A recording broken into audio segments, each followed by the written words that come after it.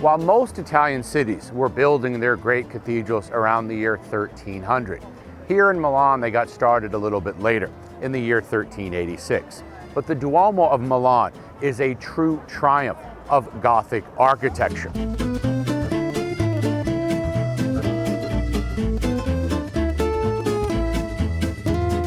With its infinite number of spires, multitude of statues,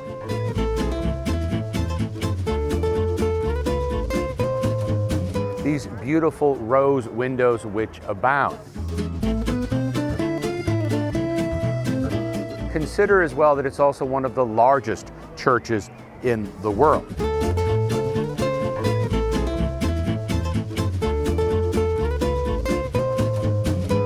Now, towards the end of the 1400s, no less than Leonardo da Vinci, who in fact was a guest here in Milan, was consulted on the construction of the dome. But it wasn't until the 1700s that massive spire, reaching 109 meters in height, that's about 33 stories, was actually constructed, supporting the symbol of the city of Milan, which is the gilded statue of La Madonnina, the little Madonna that you see.